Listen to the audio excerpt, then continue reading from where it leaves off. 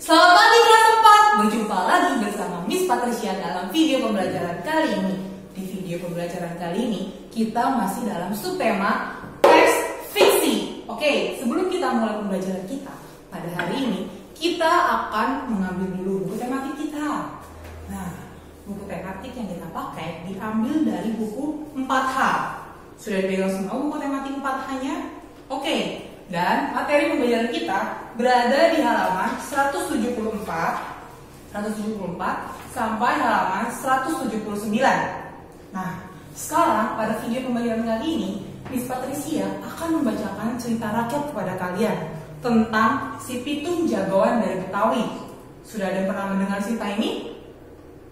Belum? Oke, kalau belum, dengarkan cerita yang Miss Patricia bacakan dengan baik-baik. Oke, seperti ini ceritanya. Hati si Pitung geram sekali. Sore ini ia kembali melihat kesewenang-wenangan para centeng Babah Ling. Babah Ling atau Ling Cheng adalah tuan tanah di daerah tempat tinggal si Pitung. Babah Ling menjadi tuan tanah dengan memberikan sejumlah uang pada pemerintah Belanda. Selain itu, ia juga bersedia membayar pajak yang tinggi pada pemerintah Belanda.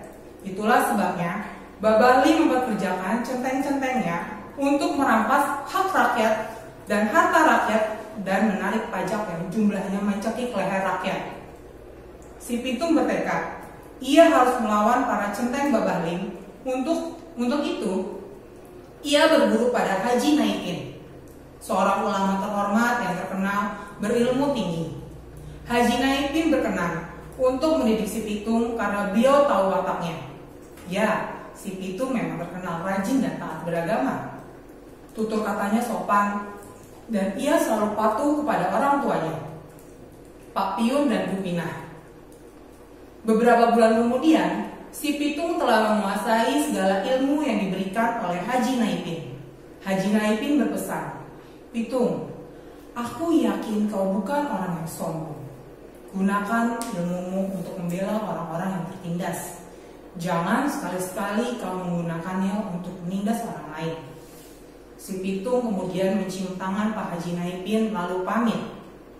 Ia akan berjuang melawan Babah Ling dan centeng-centengnya. "Lepaskan dia!" teriak si Pitung ketika melihat centeng Babah Ling sedang memukuli seorang yang melawan mereka. "Hai anak muda, siapa kau berani menghentikan kami?" tanya salah satu centeng itu. "Kau tak perlu tahu siapa aku, tapi aku tahu siapa kau. Kalian adalah para pengecut yang biasanya hanya menindas orang yang lemah," jawab si Pitung.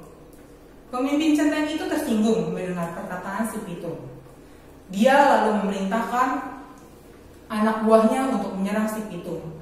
Namun semua centeng itu roboh terkena jurus-jurus si Pitung. Mereka bukanlah lawan yang seimbang baginya. Mereka lari terbirit-birit, termasuk pimpinannya. Sejak saat itu si Pitung menjadi terkenal. Meskipun demikian, ia tetaplah si Pitung yang rendah hati dan tidak sombong. Sejak kejadian dengan centeng Babah Ling, si Pitung memutuskan untuk mengabdikan hidupnya bagi rakyat jelata. Ia tak tahan menyaksikan kemiskinan mereka. Ia muak melihat kekayaan para tuan tanah yang berpihak pada Belanda.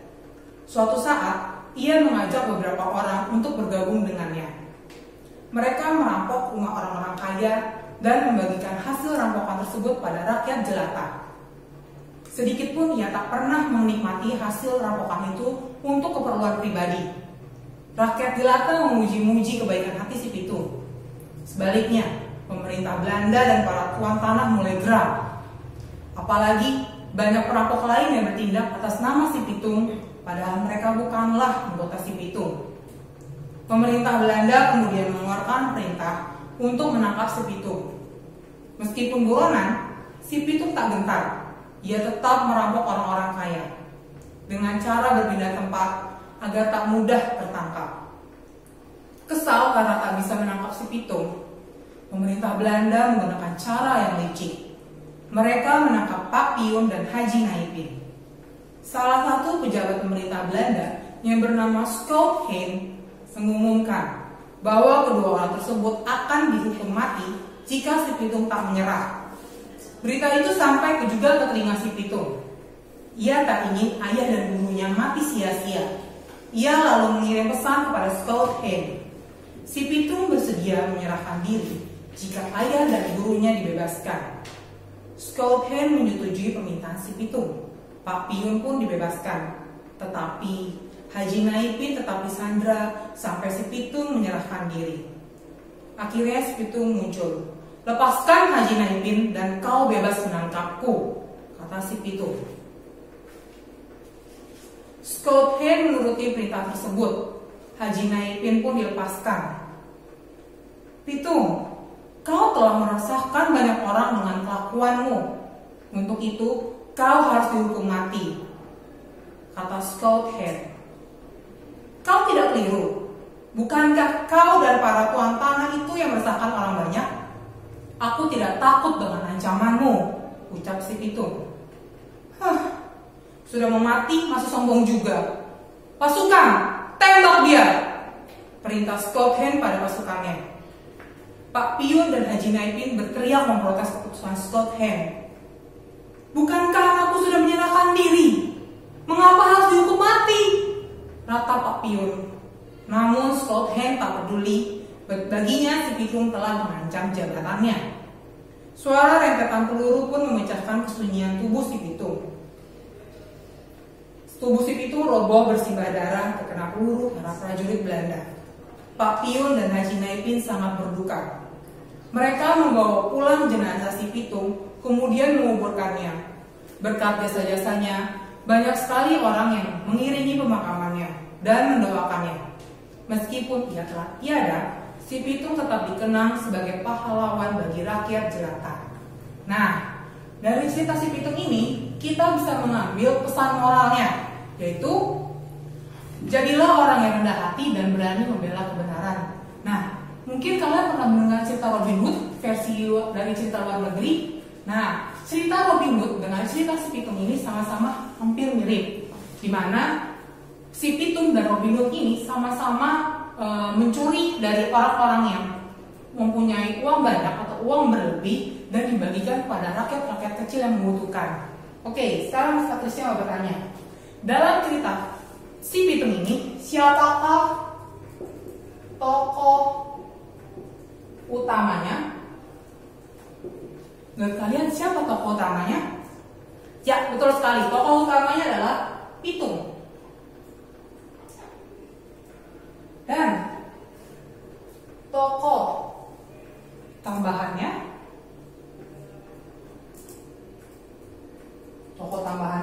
banyak sekali ya. Ada ayahnya si Pitung,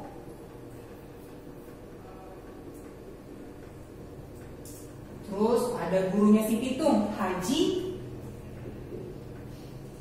Naipin. Ada juga tadi orang Indonesia tapi yang suka menindas rakyat jelata. Siapa? Betul sekali, Babah Lian. Babah Lian.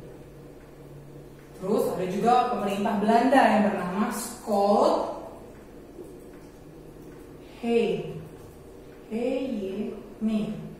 Oke, ini adalah tokoh-tokoh dalam cerita si Pitung. Sekarang Mas Patricia mau bertanya, kalian sudah mengerti kan tentang tokoh dan penokohan?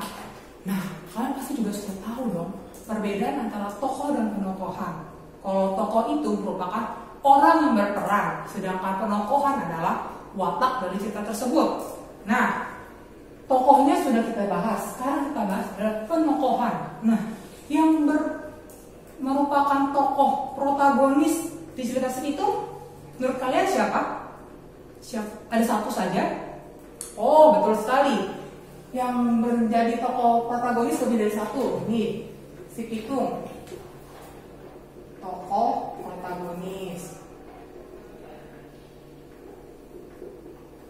Ayah Pitung juga tokoh protagonis. Haji Naipin juga tokoh protagonis.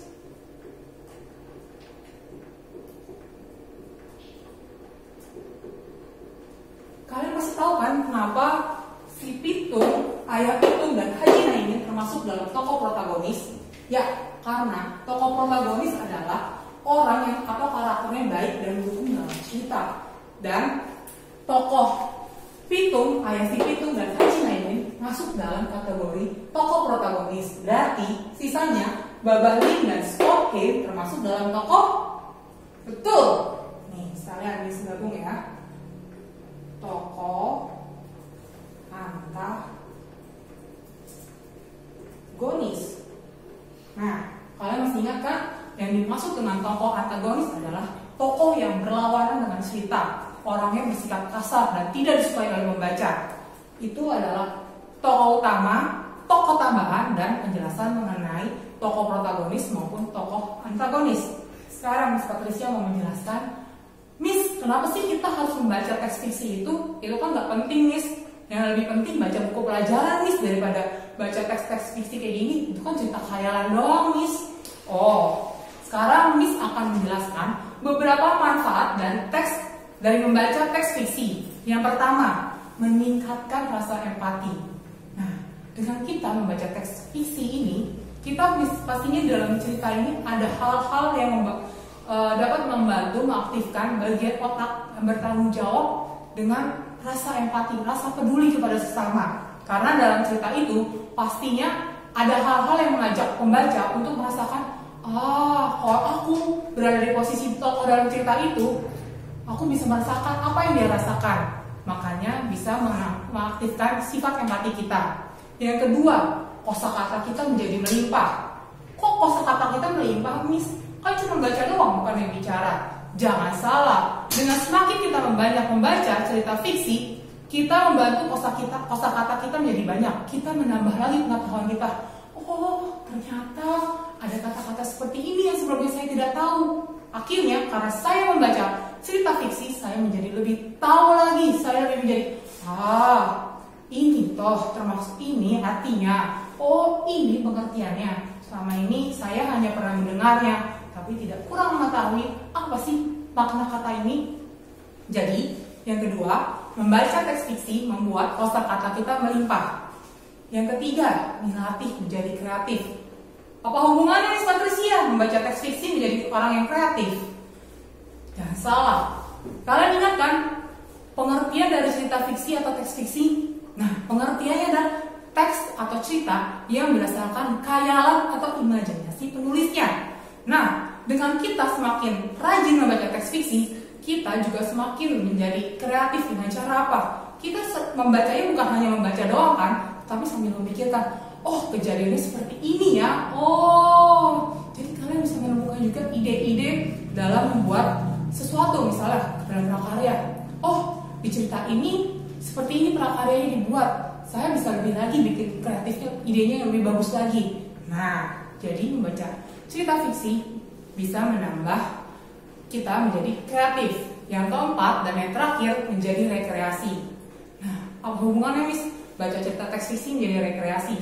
Bukannya makin capek ya Miss? Suruhnya baca terus. Tidak. Nah, maksudnya untuk menjadi rekreasi di sini adalah otak manusia itu mempunyai kapasitas untuk bekerja dan kita pun membutuhkan suatu waktu untuk istirahat. Nah, dengan kita membaca teks fiksi yang ringan, yang ceritanya lucu-lucu, mengajak kita untuk tertawa, meringankan beban otak kita untuk menjadi rileks dan tenang. Oke, sekian penjelasan Miss Patricia. Sekarang Miss Patricia akan memberikan worksheet kepada kalian. Worksheetnya berada di halaman 178 sampai halaman 179 pada buku tematik 4H. Jangan lupa dikerjakan, oke? Semoga penjelasan Miss Patricia kali ini semakin memperjelas kalian mengenai cerita tentang cerita fiksi. Sampai berjumpa kembali dalam video pembelajaran. Oh, satu lagi, kalau kalian ada pertanyaan mengenai cerita fiksi, kalian boleh bertanya kepada Miss Patricia pada saat kita sedang video call kelas tambahan. Bukan hari Jumat ya, hari Jumat kita hanya video saja. Oke, sampai berjumpa kembali dalam video pembelajaran selanjutnya. Bye-bye!